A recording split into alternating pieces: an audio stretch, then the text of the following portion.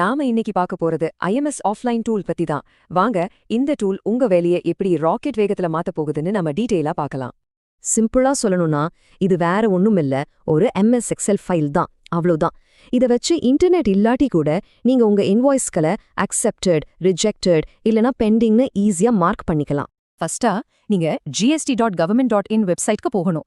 அங்க போனதும் மெனுல டவுன்லோட் செக்ஷன்ல ஆஃப்லைன் டூல்ஸ்னு இருக்கும். அதை கிளிக் பண்ணுங்க. அங்கேயே IMS ஆஃப்லைன் டூல் ஆப்ஷனை கண்டுபிடிச்சு டவுன்லோட் பண்ணிக்கோங்க. டவுன்லோட் பண்ணது ஒரு ஜிப் ஃபைலா இருக்கும். அதை எக்ஸ்ட்ராக்ட் பண்ணுங்க. இப்போ அந்த எக்ஸல் ஃபைல் மேல ரைட் கிளிக் பண்ணி ப்ராப்பர்ட்டிஸ்க்கு போங்க. அங்க கீழே செக்யூரிட்டி பகுதியில அன்பிளாக்னு ஒரு செக் பாக்ஸ் இருக்கும். அதை கண்டிப்பா டிக் பண்ணிட்டு ஓகே கொடுங்க. ஞாபகம் வச்சுக்கோங்க, இது ரொம்ப ரொம்ப முக்கியமான ஸ்டெப். இத பண்ணலேனா டூல்ல இருக்கிற மேக்ரோஸ் வேலை செய்யாது. ஓகே, இப்ப நம்ம டூல் யூஸ் பண்ண ரெடி ஆயிடுச்சு. அடுத்த ஸ்டேஜ் நம்ம இன்வாய்ஸ் டேட்டாவை இதுக்குள்ள கொண்டு வந்து எப்படி வேலை செய்யறதுன்னு பார்க்கலாம். திரும்பவும் GST போர்ட்டலுக்கு வாங்க.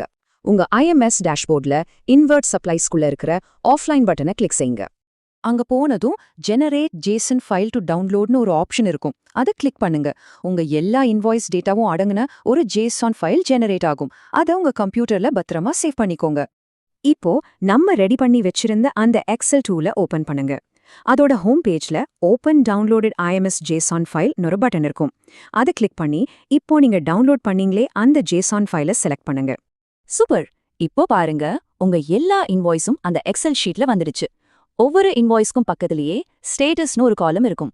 அங்க இருக்கிற டிராப் டவுன்ல நீங்க அந்த இன்வாய்ஸை அக்செப்டட், ரிஜெக்டட் இல்லனா பெண்டிங்கா வைக்கணுமான்னு செலக்ட் பண்ணிக்கலாம். எல்லா இன்வாய்ஸுக்கும் இந்த மாதிரி ஆக்ஷன் செட் பண்ணி முடிச்சதோ ரொம்ப முக்கியமான ஒரு வேலை இருக்கு. மேல இருக்கிற வேலிடேட் ஷீட் பட்டனை மறக்காம கிளிக் பண்ணுங்க. இது எதுக்குன்னா நீங்க செஞ்சதுல ஏதாவது தப்பு இருக்கான்னு செக் பண்ணும். அதனால இதை ஸ்கிப் பண்ணவே பண்ணாதீங்க. மறுபடியும் அந்த எக்ஸல் டூலோட பக்கத்துக்கு போங்க. அங்க ஜெனரேட் JSON ஃபைல் டு அப்லோட்னு ஒரு பட்டன் இருக்கும். அதை கிளிக் பண்ணுங்க. இப்போ நீங்க அப்டேட் பண்ண எல்லா விவரமும் சேர்ந்து ஒரு புது JSON ஃபைல் ரெடி ஆயிடும். இப்போ கடைசி ஸ்டெப், GST போர்ட்டலுக்கு திரும்பவும் போங்க. நாம ஃபைல் டவுன்லோட் பண்ணோமே அதே ஆஃப்லைன் செக்ஷனுக்கு போங்க. ஆனா இந்த தடவை டவுன்லோட் டேப்க்கு பக்கத்துல இருக்கிற அப்லோட் டேபை கிளிக் பண்ணுங்க. அங்க போனதும் நீங்க இப்போ ரெடி பண்ணி வச்ச JSON ஃபைலை செலக்ட் செஞ்சு அப்லோட் பண்ணுங்க. அவ்வளோதான், சிம்பிளா முடிஞ்சுது. ஒருவேளை உங்க அப்லோட் ஃபெயில் ஆயிட்டா பயப்பட வேண்டாம். போர்ட்டல்ல இருந்தே ஒரு எரர் ஃபைல் கிடைக்கும். அதை டவுன்லோட் பண்ணி இதே டூல்ல ஓபன் பண்ணா எங்க தப்புன்னு காட்டிடும். அதை சரி பண்ணிட்டு திரும்ப அப்லோட் பண்ணிடலாம். இந்த தகவல் உங்களுக்கு பயனுள்ளதா இருந்திருக்கும்னு நம்புறேன்.